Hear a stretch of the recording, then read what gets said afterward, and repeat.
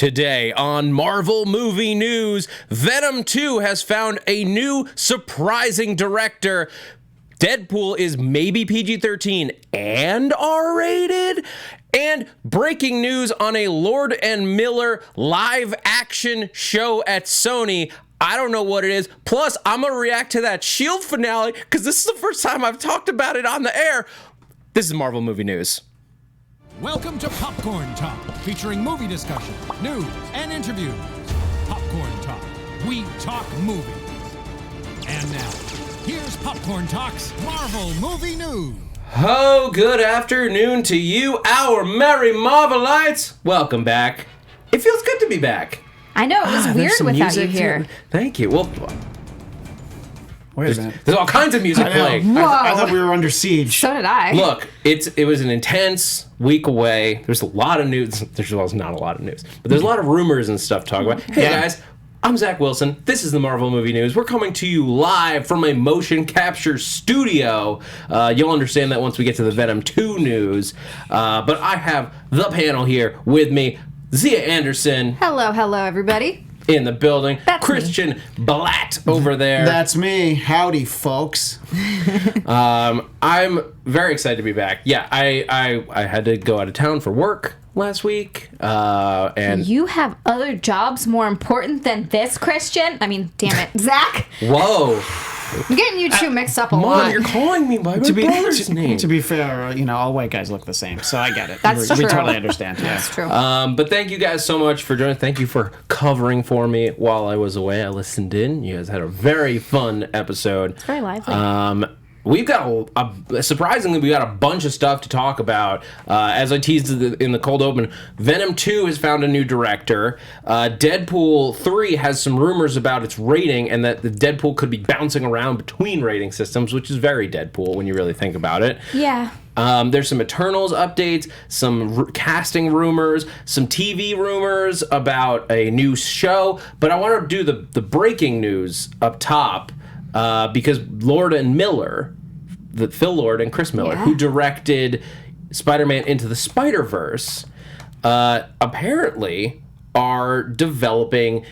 We had talked a while ago about the fact that they were going to be developing some Spider-Man TV series for Sony, but. Phil Lord wasn't Phil Lord, it was Chris Miller, it was the other one.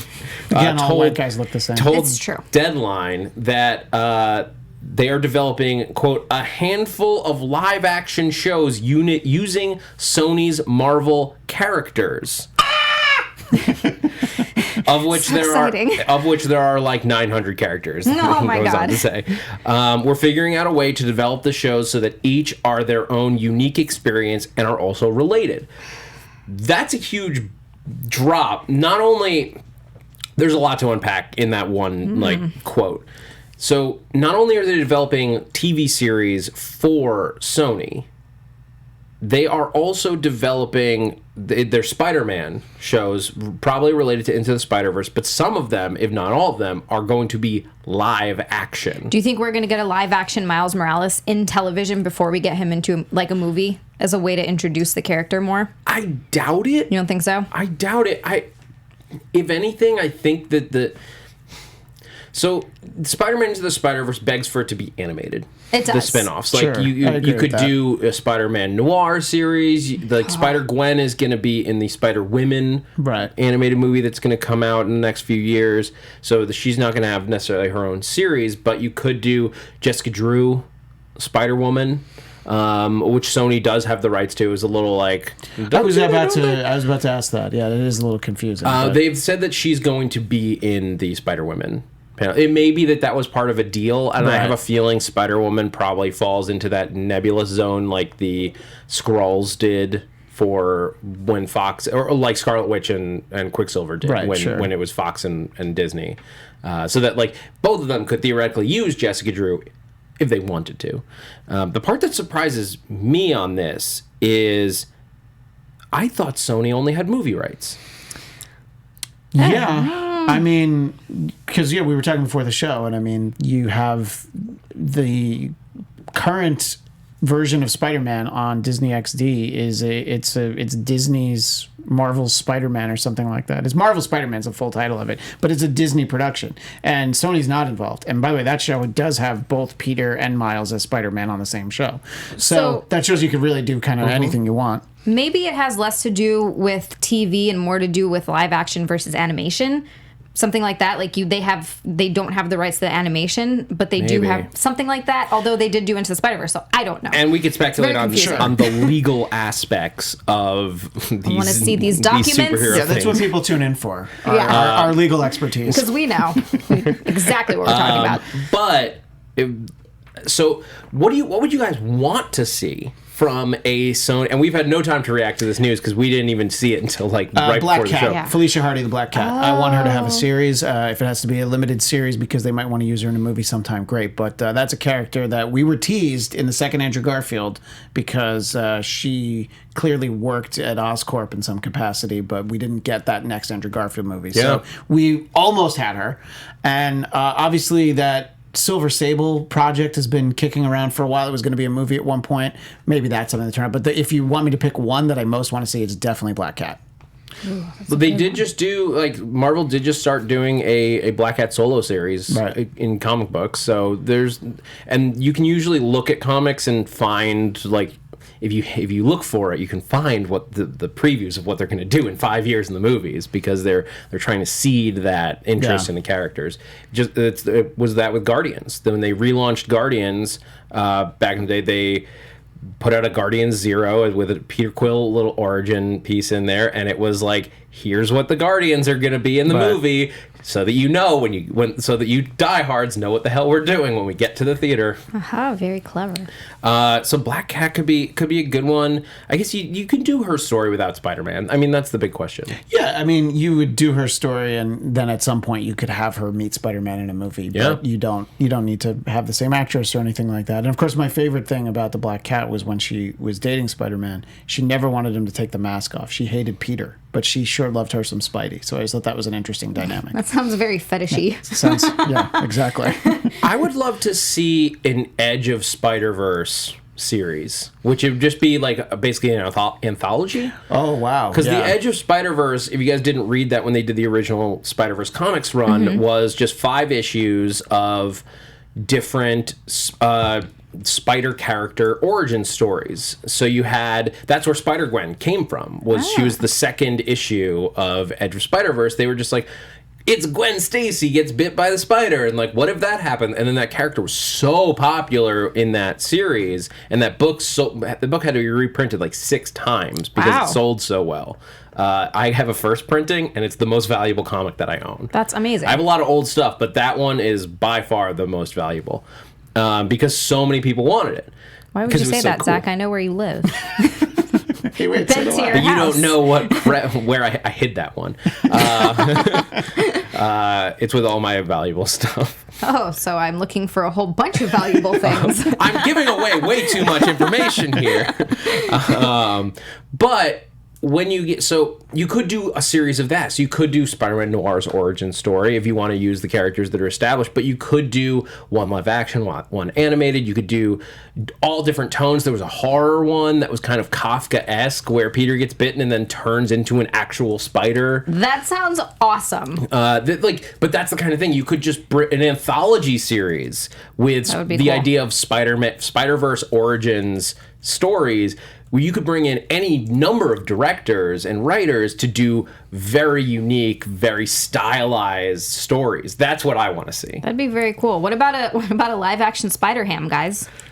Live action Spider-Ham. Live action Spider-Ham. You're breaking so many things there. That would be very interesting. A good one in the chat, although we did see this character at the end of Spider-Verse, Zeno Hour suggesting Spider-Man 2099 is something that, I always assume but he or she would like to see Zeno Hour. So I think that's a great part of the conversation, though, would be, Spider-Man 2099. 2099 is great. I have a feeling he's very much primed to be the catalyst of Spider-Verse 2. Yeah, considering that I think that was the very last scene, like after the credits. Oh yeah, right? it was the post credits, and he was getting the device that will let him jump between universes without phasing and breaking as they did in the movie. So that's the Lord and Miller deal. Xia, do you have any other ideas, things you really want to see? I would like to see some good villains. Like, I think some good Spider-Man villains would be fun. I was watching Spider-Man cartoon recently, and what's the villain's name who has the he has the pumpkin head? Oh, Jack-o'-lantern. Yes! Yeah. It sounds so dumb, but I just want to see it. So you want to... that's another way you could do it. You could do a bunch of villain Yeah, origins. I think that'd be fun because it would be just very different. And again, it could be an anthology series, the same thing, and have it be very stylized for each one. But I would just like to see more villains. I like villains. Do you guys think that Sony is going to be working with Disney on these? Because Disney Plus is obviously very specific on what they're doing. Right. But Sony theoretically could seed, like you could do Craven origins, let's say, and then weave Craven, who some of the audience will be familiar with, but if you do it right, you don't necessarily need that information to launch him into Spider-Man 3. Yeah, for example. My theory is a yet to be announced Sony streaming platform. Is what this is. That's for. what I was thinking. Sony Stop Plus. it! Hey, Stop it! Yeah, That's exactly what I thought. I was doing the math on like what you could get with all of Disney's stuff if you just like went all in on their platform, and it's cable. It's cable. Oh, yeah, right, exactly. Like, well, like, so this is I'm gonna move this up just because it transitions nicely, and it's sort of movie news and sort of not. So Disney Plus announced their big bundle deal that was rumored, I saw that. which for $12.99, $13, you will be able to get Disney Plus, Hulu with ads. Note that's with ads. That's some trash. And ESPN Plus. Right. So that's $13, the exact same price as Netflix. Yeah, I don't think that happened by accident. That they landed No, it did on the not. exact same No, it price did as not. You know Netflix. what I do think they're going to do, though? Unfortunately, is it's going to be $13.99 to get everybody to sign up. Look, it's the same price as Netflix, but look what you get. And then as soon as they get everyone, hey, so this is actually the real price. It's actually $20. And The thing is, all right, cool. I don't think that they'll do that because here's the difference. Disney doesn't need to raise the prices to make higher profits than Netflix because they own the platform and they own the content. It's all profit.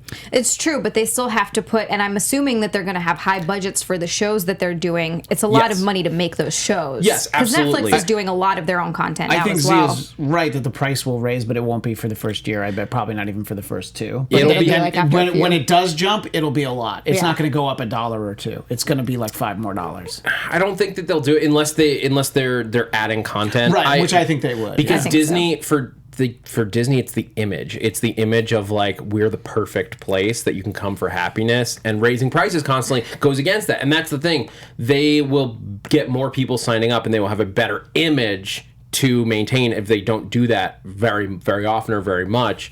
The question is, I have lots of questions. Like, I prefer the Hulu no ads experience. I pay a little bit more so that I can. I do too. I can occasionally have to watch a commercial before a show, but never in the middle, and that's really nice. So they haven't released any information on if you want that added. And then there's they will. live TV is another thing. I don't get that necessarily, but that's like another $45, and suddenly you're spending like $80 a month on Hulu. Oof. Yeah, and then just it's outside cable. of that, like, do you also want Netflix and Amazon Prime? And yes, you're spending And more than you HBO, did. do you want HBO Max? Well, Do yes, you want- because I do want those things. Everything has something that I want, and I'm going to be spending $200 a month on entertainment. It's tough. It's a write-off at least, but I this is guess. going to be, and eventually we'll see more of these bundles where other companies will come in, and that's how friggin' it'll hope probably so. work. We'll see. Anyway, so that's the update for you guys on on Disney Plus, which between Hulu and Disney Plus, you're going to get so much Marvel content over the next few years because you're not only getting all the Disney Plus big budget shows, but you're also getting the Hulu content like Runaways with Cloak and Dagger crossover stuff. Plus, you're going to get those 4 animated series plus the crossover of the animated series. The Offenders, yes. Yeah, it's going to be chock full of content. You will never be able to sleep for trying to keep up with the Marvel content. That's a having a window hard time. into our lives. Yeah. God only knows when I'll have time to read all the comic books that I want to read in Marvel. I'm just going to wait for them to get turned into TV shows. Dude. Yeah. I'm going to enjoy these next 4 months where there's actually no Marvel on television until Runaways comes It's like back. a nice It's break. literally 4 months. But dude, Yeah. House of X and Powers of X, it's racking my brain. Powers of X was just a massive lore dump of insanity. I'm sorry, as an aside, we don't have time. I get it. It's a lot of stuff to read. But transitioning from that, let's go back to Sony and talk about Venom 2, our lead story for today. Venom 2 has found a surprising new director. I didn't see this one coming at all. No, I didn't. No. Andy Serkis will be directing Venom 2 with Carnage. They did confirm that it's going to be Carnage.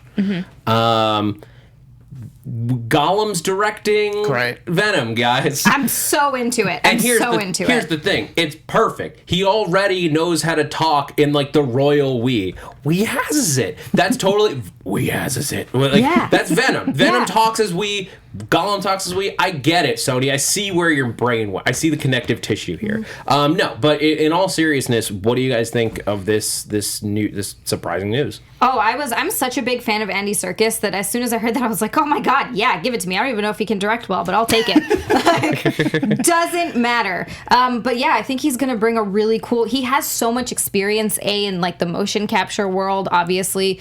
He has so much experience in all these different genres of movie that I think that it's going to be really, really cool to see his experience brought into this and how it's going to shape the second movie. I think that it's going to be for the better. And Carnage, I'm excited for. Well, really that's the excited. thing. This Andy Serkis knows motion capture as well as anybody at this point. Yeah. But his directing credits are thin. He's directed 3 movies officially before this. I've seen none of them, to be fair. Tell me Something what called they are. Breathe, which was in 2017. Is that a horror movie? I don't know. Ruins of the Empire, which was a TV movie, and the biggest one that he did was Mowgli: Legend of the Jungle, which was the non-Disney that was the one that ended up Jungle on Book. Netflix that Yeah. they didn't render the effects, I think, because they abandoned the project and they had it their own. Yeah, but yeah. So okay, that's a pretty high-profile one. I don't know. Look, we're talking about how much experience he has with mocap and how much that's going to factor in the movie. To me, it's like when you get an all-star player to be a coach of a sports team, because it's like, you know what, he has so much on the field experience doing mocap. I think he's going to understand how to film it and shoot it, and you got to leave room for this and that. I think he'll do a great job. And look, it's the movie business. If he's not doing a great job after a couple weeks, then he's going to get somebody to help him out. Yeah, that's true. See Lord and Miller, who we talked about earlier. Well, interesting that you say getting some help. Apparently, according to Andy Serkis, Tom Hardy has been helping write the movie. Awesome.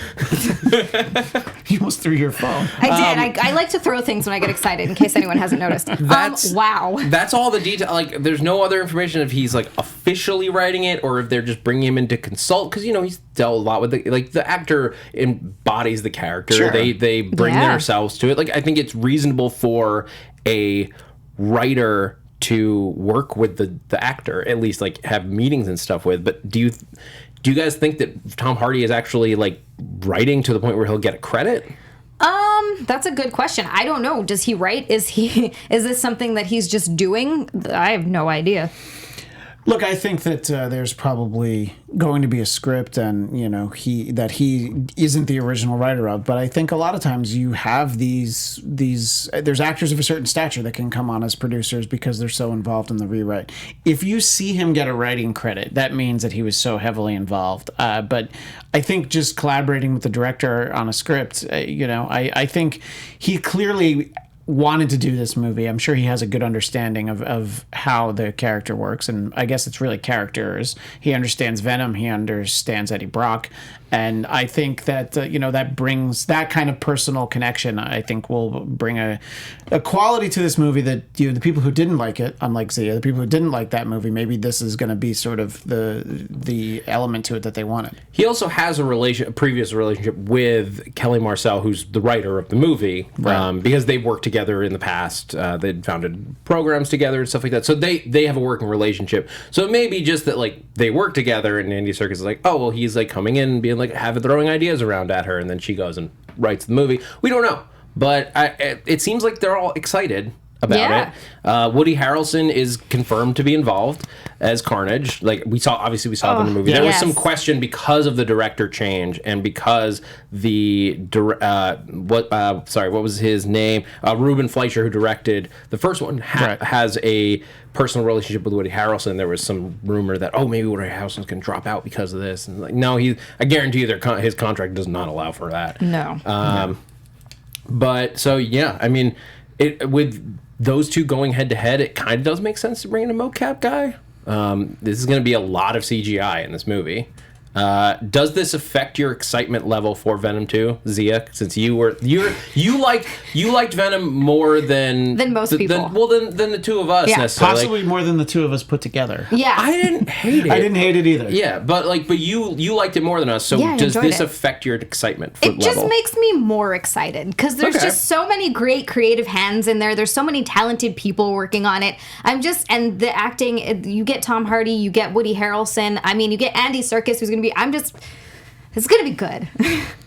I'm saying that now. Raining on your parade in the chat. How dare you? Thunder God Cairo 770. This does nothing for me. Serkis still hasn't proven himself as a good director, and honestly, I want them to focus on writing quality over special effects. But what I'll say to that, how about both? Would you like great special effects and a well-written script? Because that's what I'm hoping for. That's what I'm hoping for too. Don't Hellboy it where I'm excited to go see the movie and then the special effects are terrible and you're like, what the crap? The writings is going to be similar to the first. It's the same writer. Mm-hmm. So if you liked the first one, you'll probably like the second one. Doesn't mean that it will be like worse or better, like based on the people involved. But the writer is the same. But it'll have to be seen what Andy Serkis brings to it. Yeah. I'm interested to see. Look, he's been around this stuff for so long. I'm interested to see what creativity he can bring to a movie. We'll see. I think he's worked around to this stuff enough. He's earned a chance.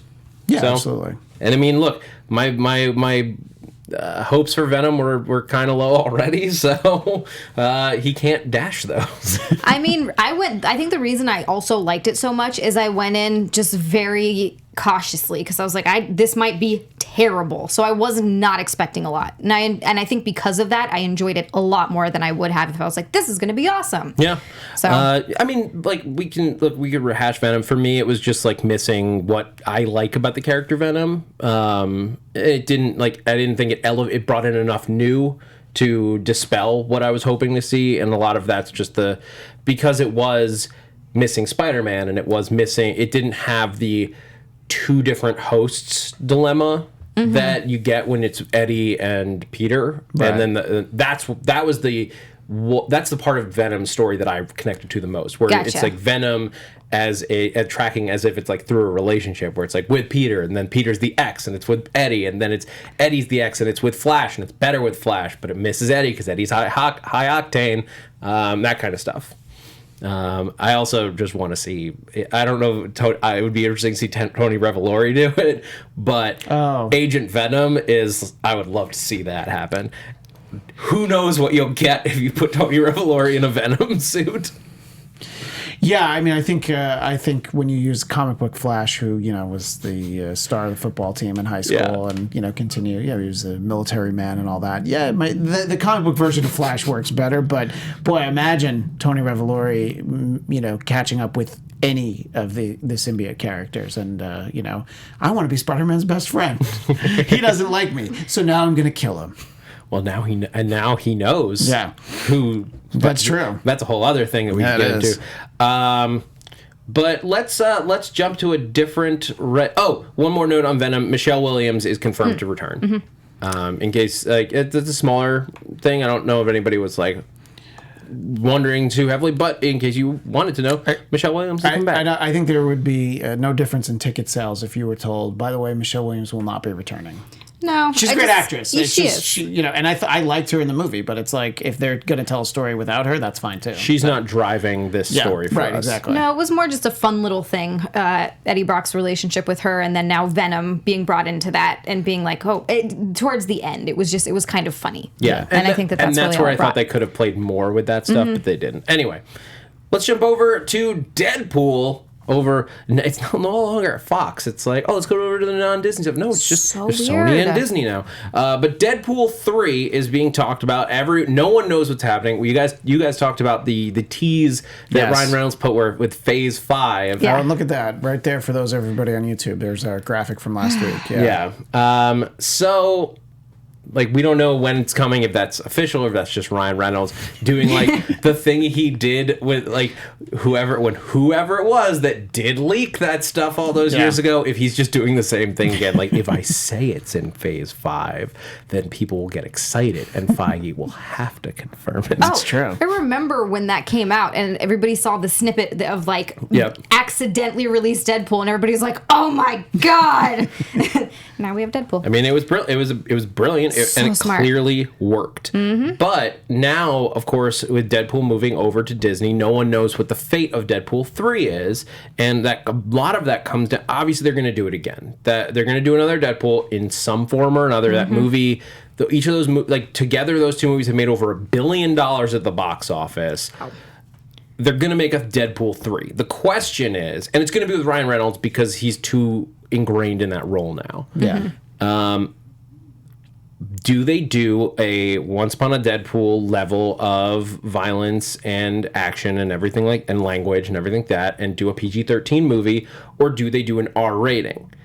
The rumor this week, because we've talked about this at length, is that Disney might do Deadpool 3 R-rated, but then have him bounce around and be PG-13 in other properties. Now, obviously, like, everyone has their opinions on whether you want an R rating or a PG-13 rating. Most people being on the camp of keep it R, keep it what it's been. How would you guys feel about this version of it, where Deadpool 3 is R, but he stays clean whenever he appears anywhere else? Honestly, I'm okay with that because I don't really know how you would do it any other way. If you want him as part of the MCU, you can't make every movie that he's in with other characters rated R. I totally understand that. But as long as the Deadpool movies get to stay rated R, I would be okay with him moving into PG-13. And I think that there's a very, like, clever way that you can do that to make it work, sort of with how he says things. And like you said, he's constantly breaking the fourth wall. So it can be done in, I think, a very funny way. It just has to be handled kind of carefully. Yeah, creative. Clearly, we saw with Logan how you can have the same character exist in both worlds. I mean, I think retroactively they were like, oh man, we should have done the Wolverine as an R-rated movie and kept him PG-13 in the X-Men movies. So I think it'll work very well. And yeah, like Xia said, I don't want an R-rated Avengers movie. I was going to say I don't want an R-rated Spider-Man movie, but my caveat to that would be if it's Kraven's Last Hunt, then it would probably need to be an R-rated movie. But other than that, I think, yeah, let him have his R-rated movies, do other R-rated characters, that's fine.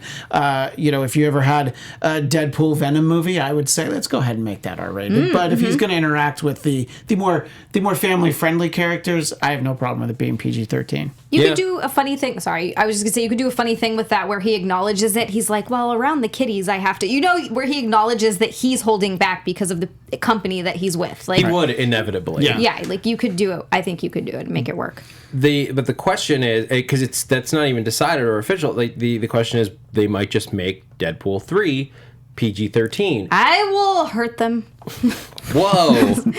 Who are you hurting? I don't know. Here's the interesting thing. Whoever's in charge of this decision. On this, I'm just kidding. Just kidding. This week, David Leitch, who directed Deadpool 2, said that he doesn't believe that Deadpool needs to be R-rated. Yeah, he's just saying that. Quiet down. He's saying that because he hasn't gotten the call from Disney yet to be like, come back and do the next one. He's like, I'll do a PG-13. Everybody's like, whatever you want. No, but I see what he's talking about. Like, look, because here's the thing: the violence levels. If violence is your concern with Deadpool, PG-13 movies get real violent, you guys. Our rating system is super broken. Yeah. So you can do a lot of that violence, that gore that you get in Deadpool. What you can't do is the swearing. And you would lose a lot of the sexual references. Like, we would never know if they'd made the first Deadpool PG-13 that Deadpool's into pegging. Exactly. Yeah, which I'm glad we know, obviously. It's very important. I feel like it just takes away from the character so much if you don't do that. Like it's just it takes away from the essence that is Deadpool. I would have agreed with you, but I did think that Once Upon a Deadpool worked. I didn't even watch it. I went and saw it. Like I wouldn't have, but like I wanted to see it like because of the show. I wanted to be able to report it, and I'll say it worked. Like it didn't feel like the movie was broken or that it didn't function or like. But there's a difference between, oh my God, this is amazing, and oh, this works. Yes, I agree. I do prefer, like, if I'm going to watch a cut of Deadpool right now, I don't go to Once Upon a Deadpool. I go to the super duper deluxe cut or whatever. And then you have the is. Once Upon a Deadpool for the kids. That the parents didn't go take them to see our Kids who are still Deadpool. reasonably old, but kids who are still like 12, 13.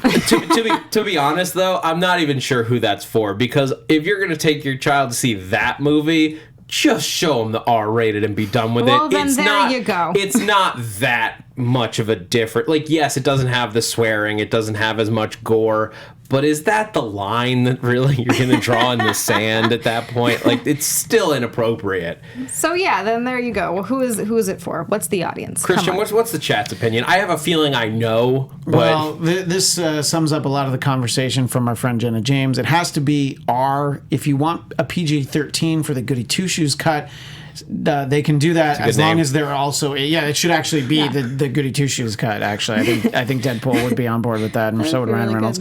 I mean, if they want to do what they did with Once Upon a Deadpool, except release them simultaneously, that's a fascinating idea, because then you could actually show how many more people are going to see the R-rated one. You know, if you're really that interested in it. But I think that I'm seeing very few people, and if we've missed it, and you really want a PG-13. Sorry, somebody in the chat says, "Why don't they do PG-14?" Yes, that would certainly fix it. That Dr. Pecker. Well, I wasn't going to say that, so good for you.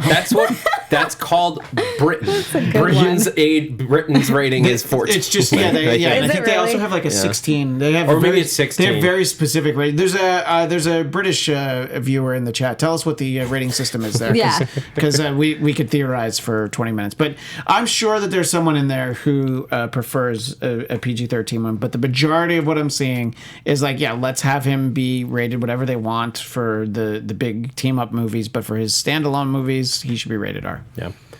I think we've talked about this enough on this show. We won't know until Disney decides what they want to do. Although I will say you could do a Deadpool movie where the whole thing is that he's been censored and he's like trying so hard to not break and stays clean, and it becomes the story. You could, but I would, it would be funny if maybe you did that for one, or maybe you did that when you put him in with the other characters, or something like that. Well, because you could really just really turn into the Skid, and it's like when he goes to shoot someone, he like reaches for what turns into a super soaker. I mean, you could. And by the way, Nick in the chat, I know, is from the UK. He says the rating system there, it's 15 and then 18. So okay. That seems more accurate, actually. Yeah. Yeah. Or you can just think back to when I was a kid and everything was rated PG or R. So there's some PG movies from the early 80s that you would never imagine were rated PG. And I watched both. Well, sure. So, but, there's a couple. You know what? Ivan Soto in the chat, he doesn't want an R-rated Deadpool. So there you go. There's somebody right there. So... You know what would be... Here's my pitch, though. If you need to do a PG-13 Deadpool, if you need to, here's my pitch.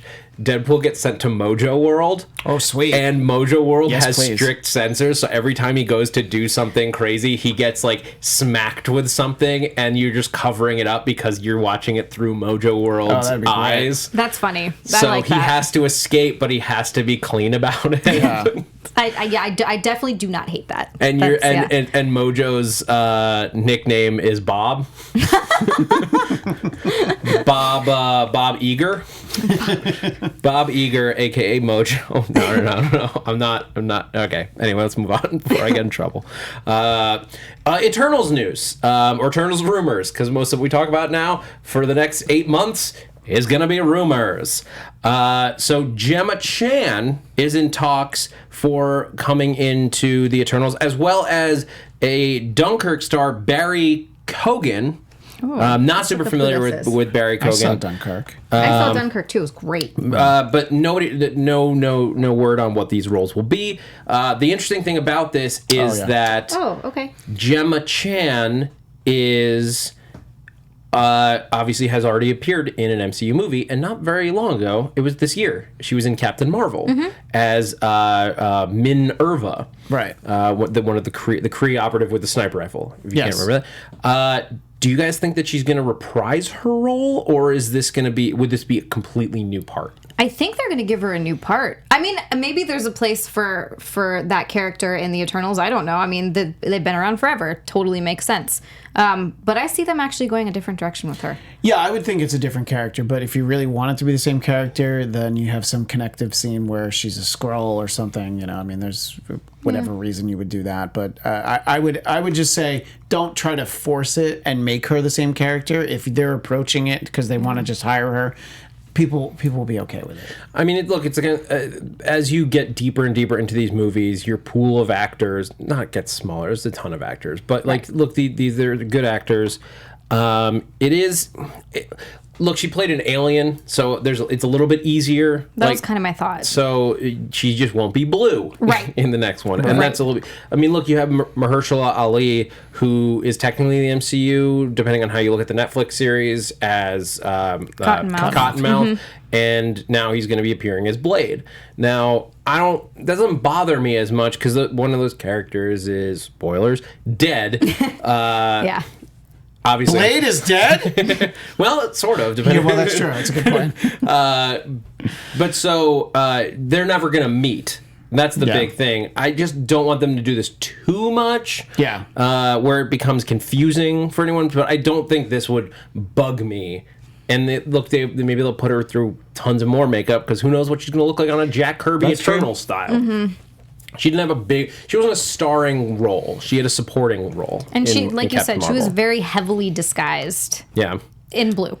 Yeah. By the way, I just rewatched Captain Marvel while I was on going on a plane out of town. Like, I was just like, it was like available, and there wasn't enough time to watch Endgame on the flight, so I just like, cool, Captain Marvel, and I was like, this movie's so much. This movie's better than I even remembered. Like, it was so much fun to rewatch it, but it had been a while. And I just really liked it. It's been a few months. That's all. I just really liked it, and I hadn't had a chance to pick it up on Blu-ray yet, and so I went and did it because I wanted to watch it again and again and again and again.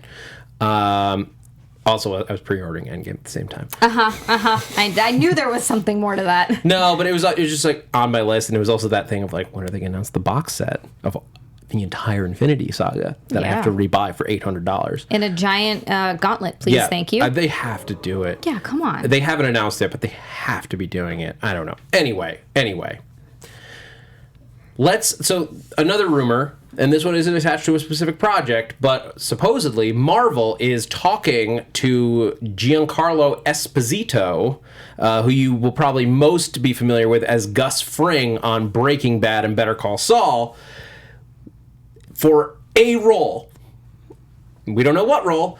However, the X-Men First Class writer, Zach Stentz, I want to say, because I didn't put the name in front of me, has his theory, and I want to get your guys' thoughts on this, that he thinks Giancarlo Esposito could be Magneto.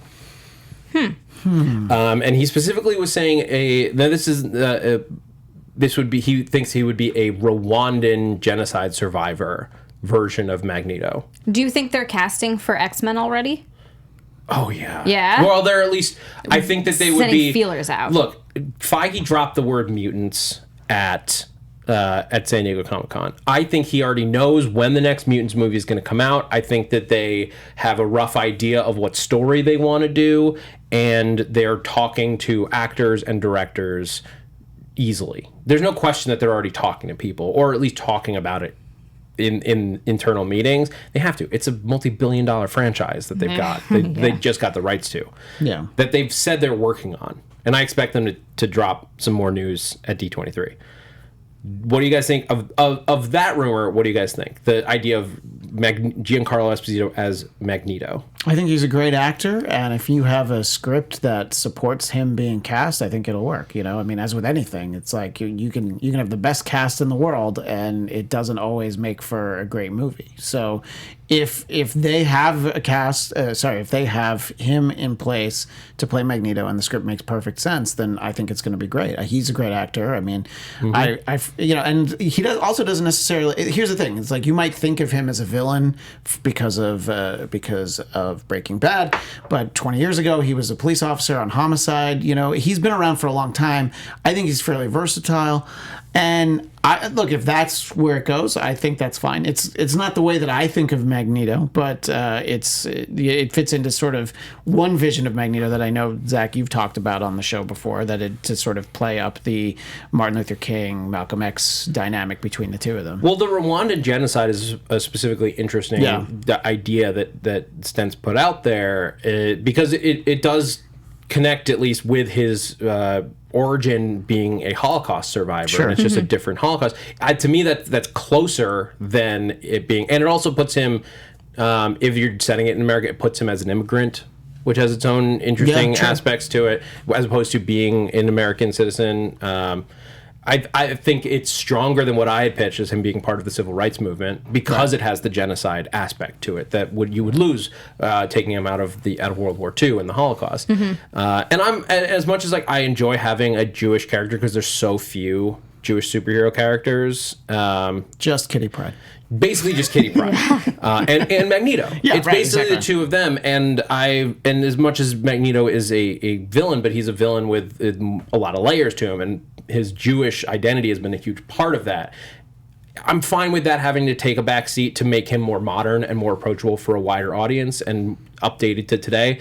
If it has to work, it has to work. It would be hard to make it work with the Holocaust at this point. The age, the timeline doesn't add up. Unless you do something crazy where timelines have been broken or something like that, which you don't need to do that to get a character to match their origin story from the comics. Look, it's an easy fix to have had Frank Castle in Afghanistan instead of Vietnam. You know? Right. I mean, so just I think, and to your point about Rwanda in particular, you sort of create the same foundation for the character's outlook on the world by having him be a part of that. Yeah. Now, as far as Giancarlo Esposito as Magneto, I'm not as sure about it. I don't mind him being that being the origin character, but I'm not as sure about him.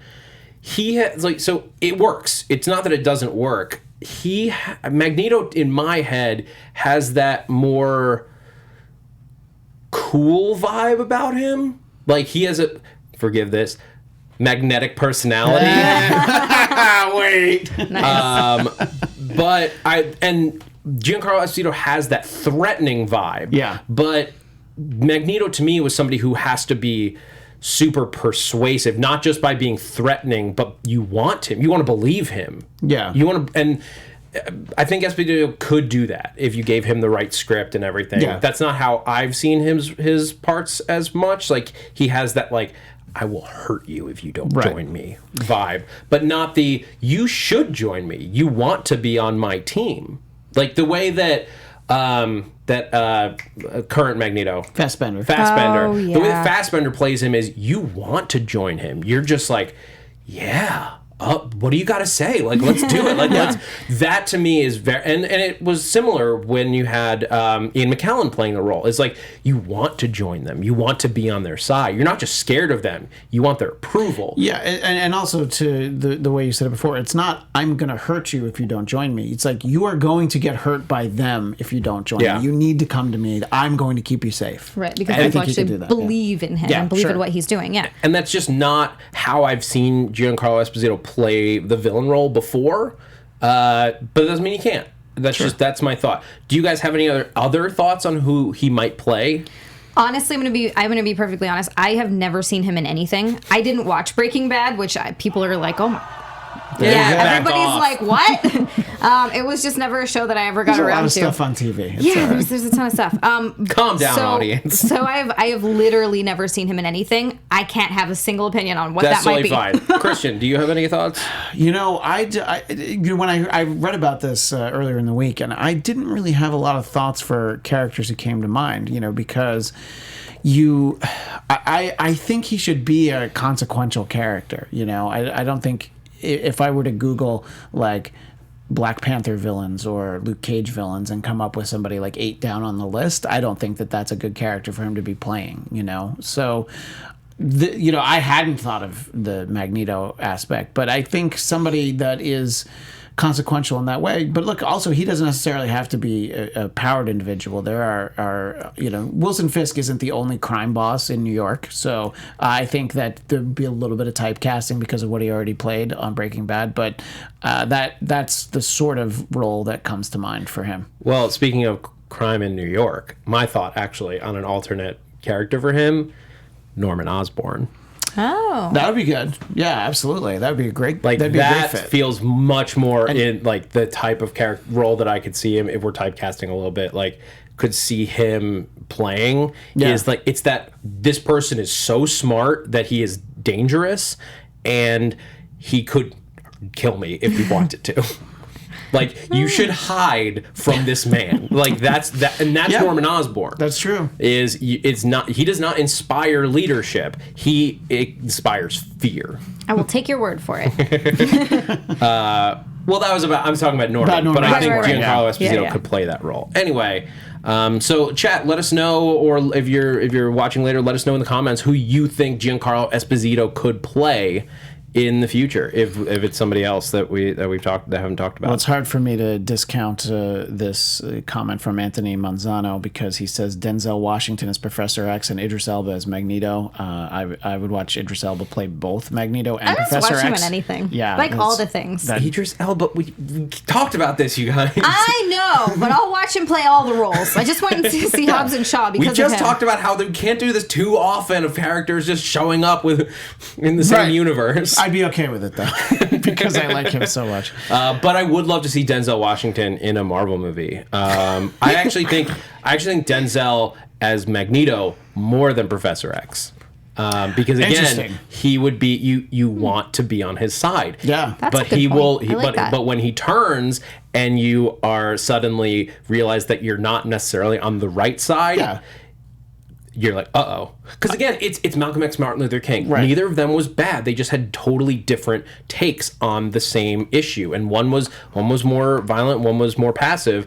But they're both arguing different versions of a just fight. Mm-hmm.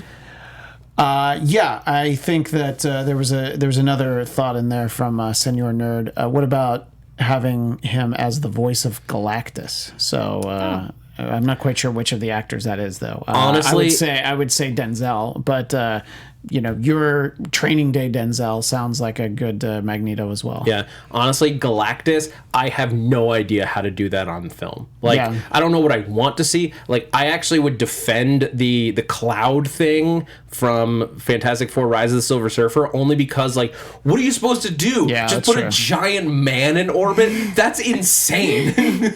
Like, what is he gonna pick up the Earth and take a bite out of it? Yes, let's see that. It's just one of those weird things in comics that, like, I don't know how you translate that, especially into the grounded reality of the MCU. Right. Like, how do you do like an 800-foot tall man that's going to eat the planet? It doesn't necessarily. It's going to feel super weird. Yeah. So I know why they went with the nano cloud in that movie. Anyway, let's. What do you say we take a moment and jump over to Marvel TV time? Marvel movie news. We're talking TV time. All right, so some news that came out in the last couple days that I know you guys didn't have a chance to talk about on TV Weekly yet is that apparently ABC is in talks for a brand new Marvel show to be on the network. After Agents of S.H.I.E.L.D. leaves the channel next year. Because that would be it's the only Marvel show on broadcast television right now. And they are in... So ABC president Carrie Burke said, "I have spoken to Marvel, and we are in active talks about one project in particular." That's the quote. And then, but then there's a little bit more to it, and they said it's something brand new, mostly. There you go. Mostly. So the idea that it's something brand new, so it's not that implies that it's not a spin-off. It's not going to be Marvel's Most Wanted. Well, I think Sword is getting used over with Nick Fury and the Squirrels in the MCU in the movie franchise. So something brand new, mostly. It's not. What does that mean? What does that say to you guys? Right. It's not the New Warriors that was supposed to happen somewhere in the last 2 years. I mean, that's the problem with this kind of a quote. It can literally be anything, you know. And so what I think where it's new, mostly, well, you can think of how when S.H.I.E.L.D. started, it was these new characters, but also with Coulson. So there's probably a familiar face, or maybe just familiar character that we've never seen on screen before. Yeah. In a situation with a bunch of new stuff, though. I forgot to mention that this is specifically rumored to be a female superhero-led project. That's the information that we have. If it's Squirrel Girl, I'm leaving. That's what I was gonna say. You literally was like the next words out of my mouth. Where I'll bet you it's Squirrel Girl, because the rumors that I had heard back when New Warriors was going about was that they really liked it. And they weren't sure. They thought it was too good for ABC Family at the time, or Freeform. Yeah, I forget when it fell in that discussion, but like that was the rumor that I heard. But you don't shelve a project because you liked it so much, right? Yeah, but all those movies and TV shows that we've never seen because they were too good for audiences. Well, but it may have been a thing where it was going to cost too much for Freeform, that makes sense. With all of the stuff bouncing around with Fox and buying that, and then like ABC has had a few different presidents and or head of production over the last few years, so it may be that it just fell to circumstances where nobody was willing to put in what is going to be a very expensive show to license that way. I think this could be Squirrel Girl. I think it fits with ABC's style to have a more family-friendly character like Squirrel Girl. I think it fits with their style to do something that is going to feel new. It's going to feel very inclusive. It's going to hit young audiences if you do her a little bit younger in her early 20s. I could see you doing a fresh out of... I would love to see a Squirrel Girl story where she's fresh out of college, being a Squirrel Girl, and running around the MCU.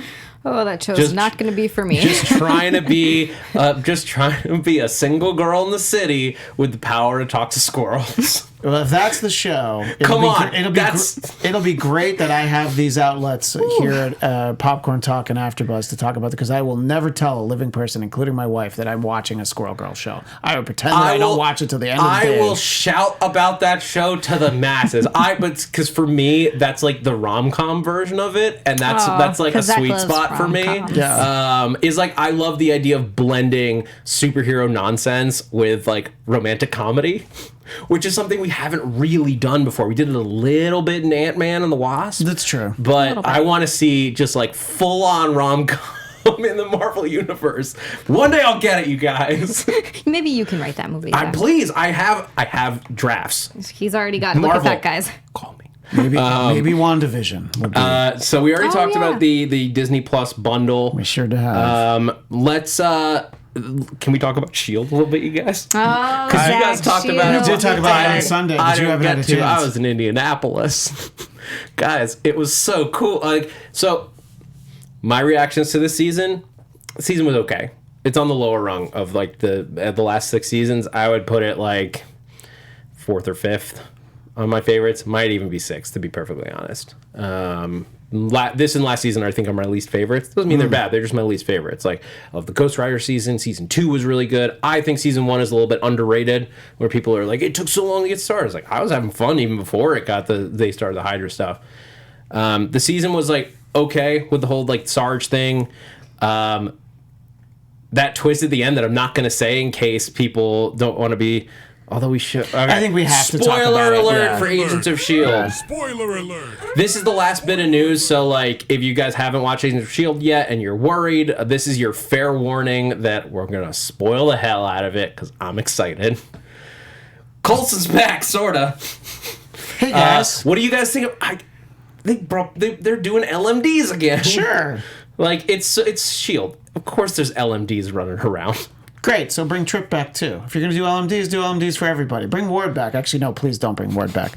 But Well, it's the last season. Who knows who we're going to see? I think we'll see everybody who I just said. But I think it's the thing of like they have enough records of Coulson that they could replicate his brain. Yeah, and honestly, Okay. I want him on the show so much that I actually don't care. I didn't even take time to think about whether or not it bothers me. I'm like, no, that makes sense. That's fine because I want to see him on the show. It's essentially him. My question now, though, is Agent May going to be like, oh, this is my Coulson? Where, like, is he going to be in love? Because he'll remember all of that. Are they just going to be together again? Or is she going to be like, this is weird? Because I'm telling you now, if my husband died and they brought back basically him in a robot body, wouldn't even think twice about it. He's alive again. Everything's cool. Yeah, no, it's...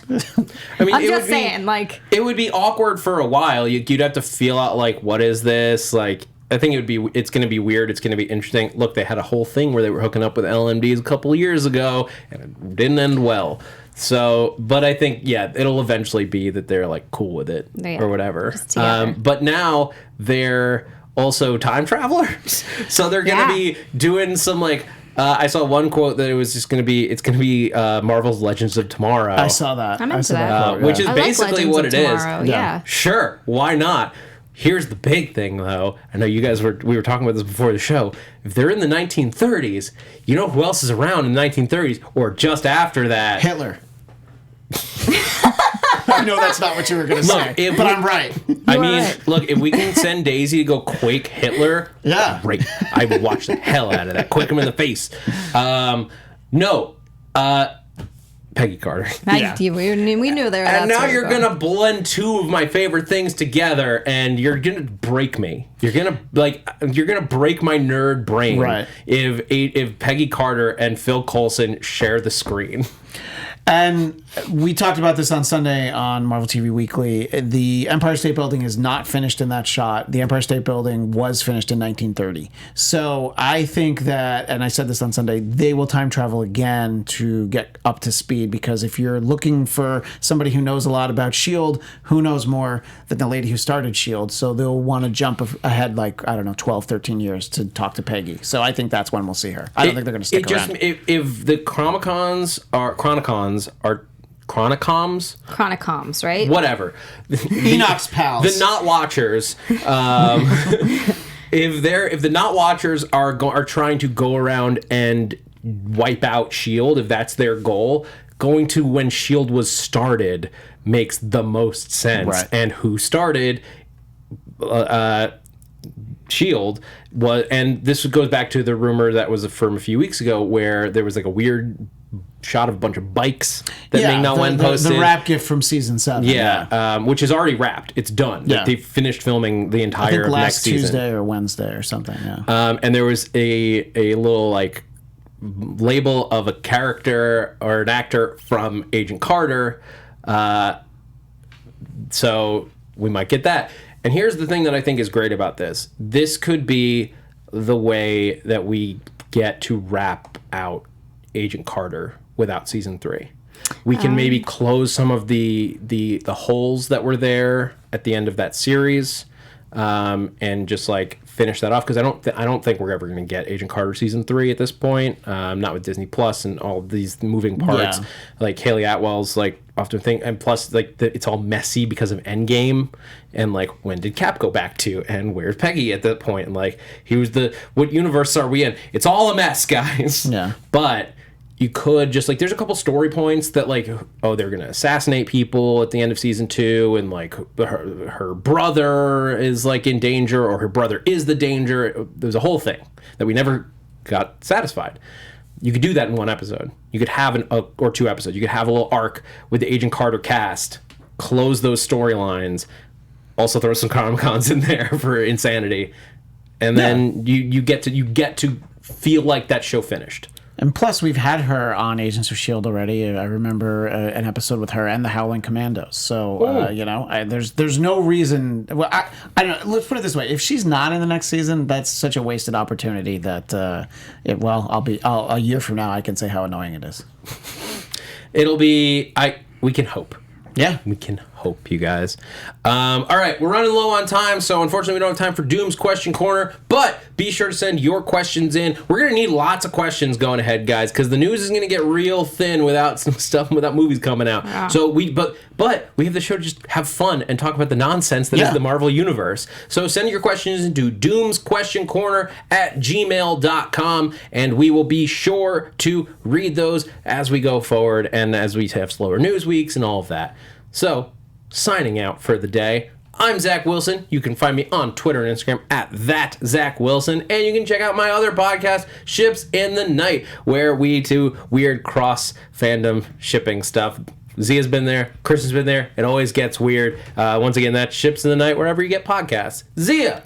I'm Xia Anderson. You can find me on Twitter and Instagram @Xia_Land. It's XIA_Land. And you can check out the other show that I'm on. It's Eric Nagel, where we talk about life stuff, we talk about nerd stuff, we talk about all kinds of stuff. And you can find that on iHeartMedia, Spotify, it's iHeartRadio, Spotify, YouTube, wherever you get your podcasts. Christian, plug away. You can find me on Twitter and Instagram @ChristianDMZ, and Zia and myself Sundays over on AfterBuzz TV for Marvel TV Weekly. That's at 9 Pacific.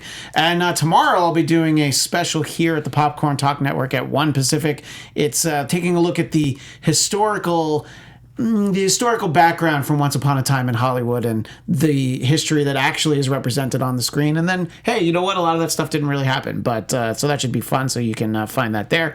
And finally, in the chat from Xeno Hour, I'm saddened to say, but Z is officially canceled until she watches Breaking Bad. I don't make the rules, people. Well, I don't make the rules either, but I don't think you should cancel anybody because they didn't watch a show that's not Marvel. She has a lot of seasons of Agents of S.H.I.E.L.D. to watch before she watches Breaking Bad. Anyway, that's all. I support you, Zia. Hey, guys, this has been Marvel Movie News.